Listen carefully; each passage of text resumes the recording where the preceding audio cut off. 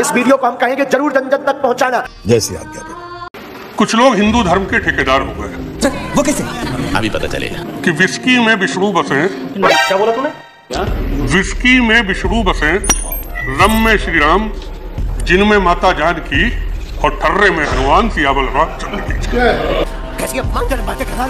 जब से माननीय मोदी जी का शासन आया, मैं ये ठोक करके बोलती हूँ, वेद और पुराणों का कभी अपमान नहीं हो पाएगा। और जिसने अपमान किया, ये जो कोई भी है, तो उसको मुंह तोड़ जवाब नहीं, उसका मुंह तोड़ के हाथ में रखने की हिम्मत रखते हैं। रुको जरा, सबर करो। अब मैं निवेदन करूंगा नरेश अग्रवाल जी से, नरेश अग्रवाल जी को सदस्यता पत्र।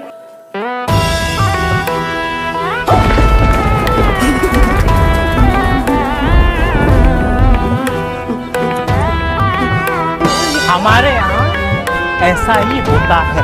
बात है बालाजी तुम्हारे जीवन में चार चांद ना लगा दे तो कहना, तुम्हारे जीवन में हर पल चमत्कार ना हो तो कहना, लेकिन तुम घाटा इसलिए खाते हो कि चार सीताराम सीताराम सीताराम सीताराम। देखिए राम जी कछु काम नहीं कर रहे, हर हर बोले, भांग के बोले, एक बाल्टी और ले, हर हर महादेव। देखिए शंकर जी कछु काम नहीं कर रहे, जय अम्बे गौरी माता, जय श्यामा गौरी। नहीं चाहिए धन और दौलत, ना चांदी ना सोना, लगे माता। अब देखिए माता ही कछु नहीं कर रहे, जय हनुमान ज्ञान सागर भूत प्रसाद कर पाबंदन है संकट हरण मंगल मुठकरी के बारे हरा।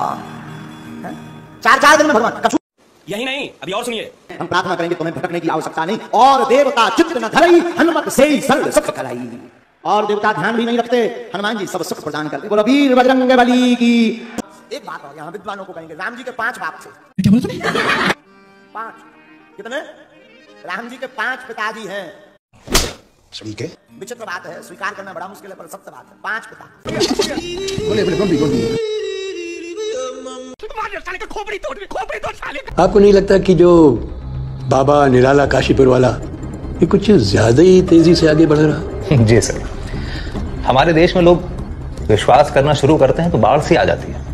अरे कहना क्या चाहते हो? अभी पता चलेगा। एक वेबसाइट ने लिखा कि ये जो टोपी पहनते हैं, ये पहनाने वाले से भी कुछ गुरु दक्षिणा लेते हैं। जो कपड़े पहनते हैं, जो कपड़े जिसके दिए पहनते हैं, उससे भी कुछ पैसा लेते हैं। आज तक ऐसा कोई मिला नहीं है, खोज जारी है।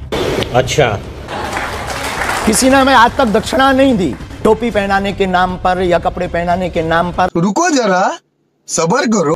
अगर आपको बाबा को पगड़ी पहनानी है तो आपको 2,51,000 रुपए लाने होंगे। अगर आपको चरण वंदना करनी है यानी चरण पखारनी है तो आपको 1,51,000 रुपए लाने होंगे। और अगर आपको यजमान सेवा करनी है तो आपको 1 लाख रुपए तक देने होंगे। और लिस्ट तो काफी लंबी है, लेकिन अभी भी कुछ लोग ऐसे आएंगे जो बाबा को डिफेंड करेंगे। कौन है ये लोग? दरबार भी चलाने के लिए कोई जाना जरूरी नहीं है, क्योंकि ये मूर्खों का जमाना है। मूर्खों के जमाने में 5 चीजें सीख लो, दरबार चालू। मेहनत बहुत करते हो, सफलता नहीं मिलती है। जय हो गुरु। पैसा बहुत आता है, रुकता नहीं है, साची कह गए। तुमने दूसरों के साथ बहुत अच्छा किया, तुम्हारे अपने तुम्हें धोखा देगा। एक आया राम की कथा कहेगा 10 करोड़ लेके जाएगा, दूसरा कृष्ण की कथा कहेगा वो 15 करोड़ लेके जाएगा। और आप जैसे भोले भाले मूर्ख लोग डालते हैं उनके पात्रों में, ले जा भाई। ये बापू नहीं है, डाकू है। बापू नाम तो शर्म आती है कहते हो। कहीं से 10 करोड़ लूटो, कहीं से 20 करोड़, कहीं से। और सुना, ज्योतिष बनना बड़ा आसान है। मैं 12 पॉइंट तुमको बता दूंगा, तुम भी ज्योतिष बन जाओगे।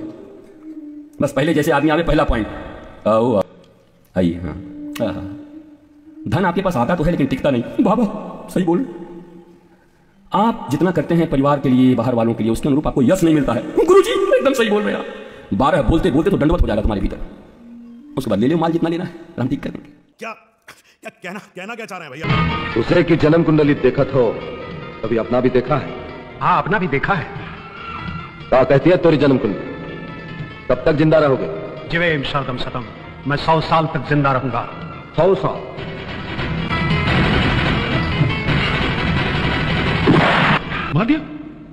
झूठ बोलता था साल। 100 साल जीऊंगा।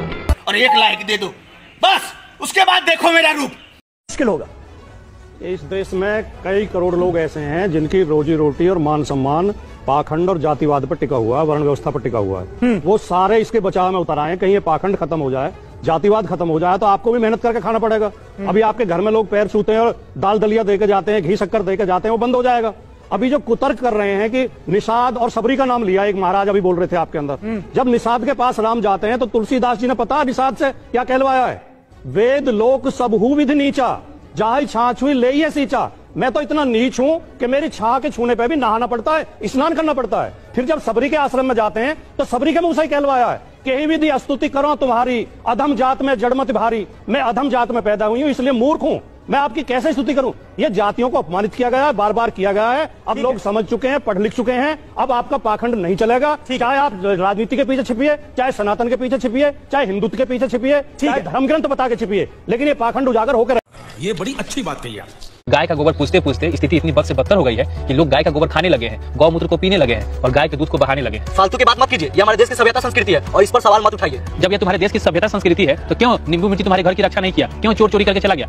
साला यही तो समझ में नहीं आ रहा। कभी सोचा कि भूत प्रेत आत्मा का जो साया होता है वो गरीब लोगों के पास ही क्यों जाता है? वैसा जगह क्यों जाता है और या वैसे लोगों को क्यों पकड़ता है जो शिक्षा के अभाव में शिक्षित नहीं हो पाते हैं, अशिक्षित होते हैं? वैसे लोगों के पास ये भूत प्रेत क्यों जाता है? कभी सोचा है कि अमिताभ बच्चन के घर में कोई भूत चला गया हो, ये अक्षय कुमार के घर में भूत चला गया हो, ऐश्वर्या राय को भूत पकड़ लिया हो, किसी चुड़ैल ने पकड़ लिया हो, किसी पूंजीपति के घर में, पढ़े लिखे डॉक्टर इंजीनियर प्रोफेसर के घर में किसी को भूत ने पकड़ लिया? ये कभी नहीं सुने होंगे। लोग डॉक्टर से इलाज करवाते हैं, साइकियाट्रिक से इलाज करवाते हैं और अपने समाज के लोग ओझा तांत्रिक के फेर में अपना और अपने को बर्बाद करते हैं।